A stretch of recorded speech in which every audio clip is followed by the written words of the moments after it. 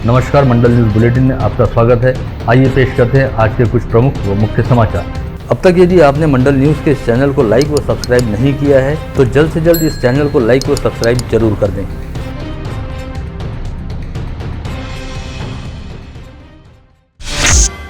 विगत जून माह के दौरान शिवसेना के बागी गुट नेता एकनाथ शिंदे द्वारा अपने समर्थक विधायकों के साथ मिलकर शिवसेना से बगावत करने और महाविकास आघाड़ी सरकार को अस्थिर करते हुए गिराने के साथ ही अपनी सरकार बनाने के बाद खुद के गुट को ही असली शिवसेना बताया गया था और शिवसेना के चुनाव चिन्ह धनुष बाण पर निर्वाचन आयोग के सामने अपना दावा ठोका गया था। ऐसे में इसके खिलाफ उद्धव ठाकरे गुट की ओर से सुप्रीम कोर्ट में अपील करते हुए शिंदे गुट में रहने वाले 16 विधायकों को अपात्र घोषित किए जाने की गुहार लगाई थी। ऐसे में इस समय दोनों गुटों का भविष्य सुप्रीम कोर्ट के सामने दांव पर लगा हुआ है और आज इस मामले में सुप्रीम कोर्ट द्वारा कोई फैसला सुनाए जाने की उम्मीद भी थी, परंतु सुप्रीम कोर्ट ने ऐन समय पर इस मामले को लेकर सुनवाई को एक दिन के लिए टाल दिया है। यानी अब कल शिंदे गुट व उद्धव ठाकरे गुट की अपीलों को लेकर देश की सर्वोच्च अदालत द्वारा कोई फैसला सुनाया जा सकता है। ओबीसी संवर्ग के राजनीतिक आरक्षण के लिए बांठी आयोग द्वारा तैयार की गई रिपोर्ट सर्वोच्च न्यायालय में पेश करने के बाद ओबीसी संवर्ग का राजनीतिक आरक्षण पूर्ववत किया गया था, लेकिन बंठी आयोग की रिपोर्ट में त्रुटि पाए जाने के चलते इस निर्णय को स्थगिति दी गई। साथ ही इससे पहले ही चुनाव घोषित हो चुके 367 स्थानीय स्वराज्य संस्थाओं में ओबीसी आरक्षण के बिना चुनाव करवाने के निर्देश न्यायालय द्वारा दिए गए थे। ऐसे में ओबीसी आरक्षण के मामले को लेकर राज्य में संभ्रम पैदा हो गया था। वहीं अब सर्वोच्च न्यायालय ने अगले 5 सप्ताह तक स्थिति को जैसे थे रखने का निर्देश दिया है, जिसके चलते अब राज्य की 367 स्थानीय स्वायत्त निकायों में ओबीसी आरक्षण के बिना ही चुनाव करवाए जाने का दृश्य दिखाई दे रहा है। गौरक्षा व गौ सेवा के क्षेत्र में उल्लेखनीय कार्य करने वाले कठोरा रोड स्थित गोकुलम गौरक्षण संस्था में गत रोज स्वर्गीय गिन्नी देवी व स्वर्गीय जुगल किशोर अग्रवाल की स्मृति में बनाए गए आवासीय कक्ष का समारोह पूर्वक लोकार्पण किया गया। इस कक्ष का निर्माण अपने माता पिता की स्मृति में मंडल न्यूज के संपादक अनिल अग्रवाल व प्रबंध संचालक राजेश अग्रवाल द्वारा करवाया गया है, जिनके हाथों गत रोज गोकुलम गौरक्षण में समारोह पूर्वक इस कक्ष का फीता काटकर शुभारंभ किया गया। इस समय अग्रवाल परिवार के सदस्यों सहित गोकुलम गौरक्षण संस्था के पदाधिकारी व ट्रस्टी एवं अग्रवाल परिवार के हितचिंतक बड़ी संख्या में उपस्थित थे। इसी के लिए हमने जो यहाँ पर 3 प्रोजेक्ट लिए हुए थे, उसमें से मैंने आपको बताई है कि एक तो बीमार गौशाला गौ माता की सेवा करना, जो अपंग है, कैंसर ग्रस्त है, जिसको एक्सीडेंट प्रोन है, किसान उसको बेचना चाहता है कसाईयों के लिए, उन गायों की सेवा करना। दूसरा कि किसानों को प्रशिक्षण देना। इस हॉल में 2,500 किसानों का हर साल प्रशिक्षण होता है। उसकी थीम रहती है कि एक गौ माता 10 एकड़ जमीन को सुपीक करने में समर्थ है। का सारा जिम्मा भैया ने लिया।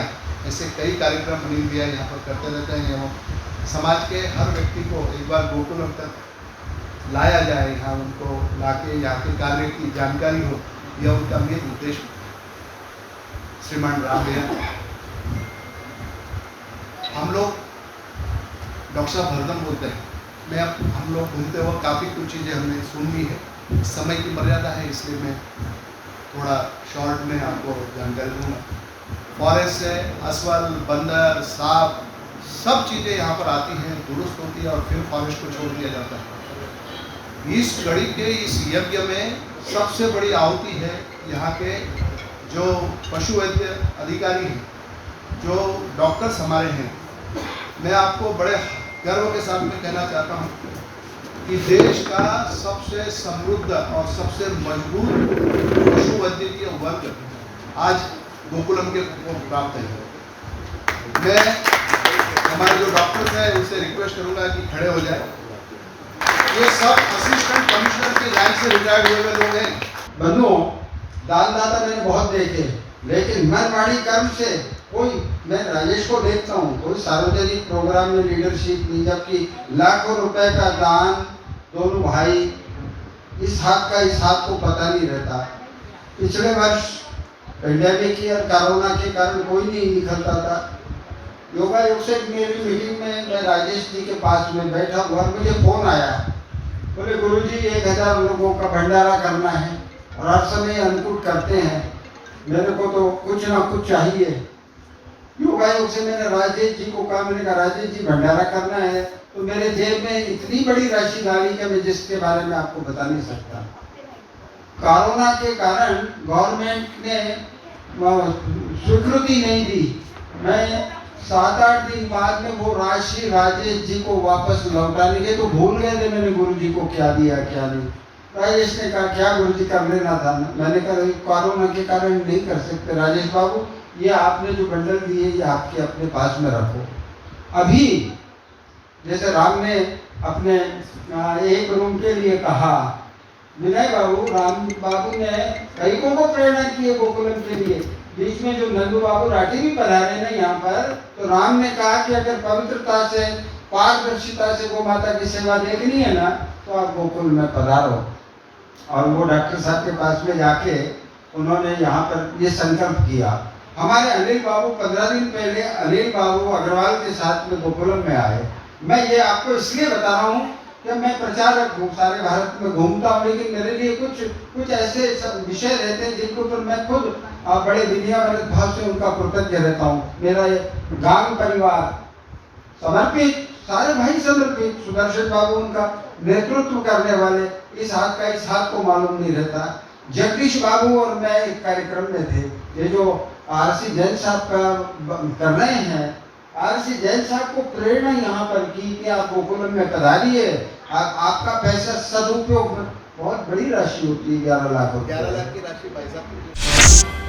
इस आयोजन के साथ ही राजस्थानी हितकारक मंडल द्वारा गत रोज कठोरा रोड स्थित गोकुलम गौरक्षण संस्था में राजस्थानी समाज बंधुओं के लिए बेहद पारिवारिक माहौल के बीच वन भोजन का आयोजन किया गया था, जिसमें क्षेत्र के सभी राजस्थानी समाज बंधुओं ने बड़े उत्साह के साथ हिस्सा लिया। गत रोज परतवाड़ा में श्री श्याम मित्र परिवार जय गजानन की ओर से नागरिक गौरव सम्मान समारोह का आयोजन किया गया था। इस आयोजन के तहत परतवाड़ा व अचलपुर क्षेत्र के वरिष्ठ कांग्रेसी नेता व समाजसेवी हरिशंकर अग्रवाल तथा वरिष्ठ स्वास्थ्य विशेषज्ञ डॉक्टर प्रभु जावंजाल एवं डॉक्टर लक्ष्मी जावंजाल, इन 3 विभूतियों का आत्मीय सम्मान किया गया।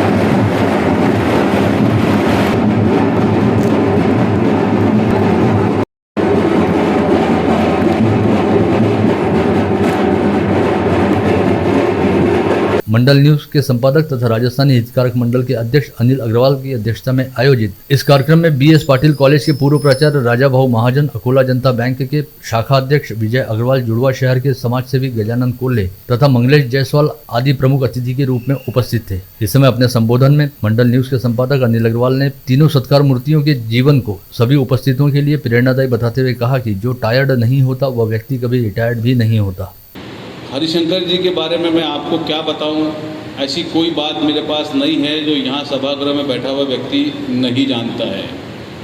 प्रभु जवंजार जी के बारे में मैं ऐसी कौन सी बात बताऊं जो आप नहीं जानते हो। मैं इस नागरिक सत्कार समारोह को लेकर कुछ मुद्दे आपके समक्ष अवश्य रखना चाहूँगा। जो व्यक्ति अपनी ज़िंदगी में टायर नहीं होता है वो रिटायर भी नहीं होता है, और जो रिटायर नहीं होता है उसे जवंजार साहब इस तरह से नागरिकों का प्यार मिलता है, प्रेम मिलता है। ये संपत्ति मुझे लगता है, अभी बाबूजी के बारे में गजू भाऊ ने कहा कि वे आमदार नहीं हुए, वे मंत्री नहीं हुए। अच्छा हुआ वे आमदार और मंत्री नहीं हुए। अगर आमदार मंत्री होते तो इस तरह का नागरिक सत्कार समारोह मुझे लगता है कि नहीं होता। रविवार का दिन है, यहाँ उपस्थित अधिकांश लोग मुझे लगता है व्यापारी समुदाय से आने वाले लोग हैं। रविवार का अपना दिन छोड़कर सुबह 9 बजे से यहाँ बैठे हुए लोग आत्मीय रूप से आपका सत्कार कर रहे हैं, वो भी नागरिक सत्कार कर रहे हैं। इससे बड़ी पावती कार्यों की, इससे बड़ी रसीद अपनी ज़िंदगी के कार्यों की कुछ नहीं हो सकती है। महाराष्ट्र नवनिर्माण सेना की अमरावती महानगर शाखा द्वारा आज स्थानीय गाड़गेनगर समाधि मंदिर के सामने स्थित भव्य प्रांगण में दही हांडी स्पर्धा का आयोजन किया गया, जिसमें शहर व जिले सहित आसपास के क्षेत्रों से गोविंदाओं की कई टीमों ने हिस्सा लिया। इस दही हांडी स्पर्धा में बतौर प्रमुख अतिथि मराठी फिल्म अभिनेत्री मनीषा नाइक ने उपस्थित रहकर गोविंदा टीमों और उपस्थित दर्शकों का उत्साह बढ़ाया। साथ ही नागपुर व वर्धा से बुलाए गए लावनी कलाकारों ने इस आयोजन में 4 चांद लगाए।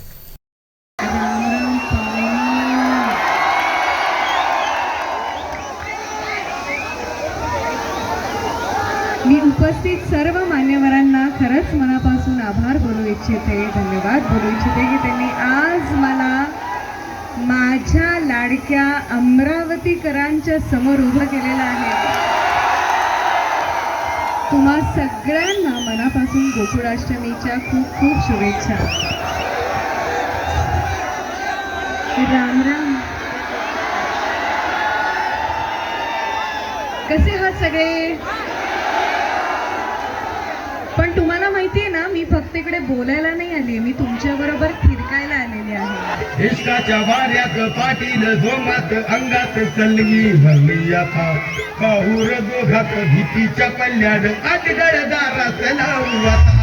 इश्काच्या वाऱ्यात पाटील जोमात अंगात सलगी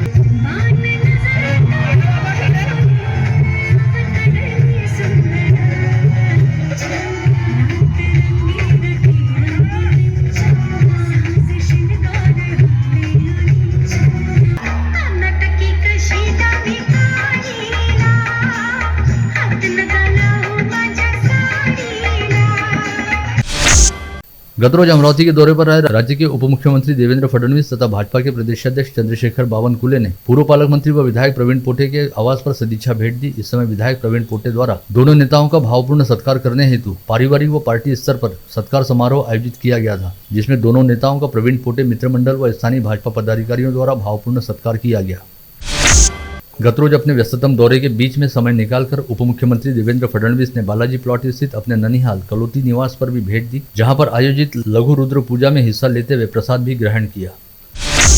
विगत 2 दिनों से अमरावती के जिला दौरे पर रहने वाले राज्य के नेता प्रतिपक्ष व पूर्व उप मुख्यमंत्री तथा राष्ट्रवादी कांग्रेस के वरिष्ठ नेता अजित पवार सहित उनके बेटे व करजत जामखेड़ा के विधायक रोहित पवार ने स्थानीय विधायक सुलभा खोड़के व राष्ट्रवादी कांग्रेस के प्रदेश उपाध्यक्ष संजय खोड़के के आवास पर सदिच्छा भेंट दी. इस समय पवार एवं खोड़के परिवार के परिचित रहने वाले नवीन खंडूजा भी उपस्थित थे.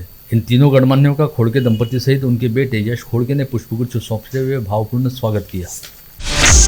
नांदगांव खंडेश्वर तहसील में अतिवृष्टि से किसानों की फसलों का भारी नुकसान हुआ, अतः उन्हें एकमुश्त मुआवजा मिलने और क्षेत्र में गीला अकाल घोषित करने की मांग को लेकर युवा सेना के पूर्व जिला प्रमुख प्रकाश मारोटकर ने बस डिपो से तहसील कार्यालय तक 1 किलोमीटर का लोटांगन आंदोलन किया. इस समय उनके साथ क्षेत्र के सैकड़ों किसान उपस्थित थे.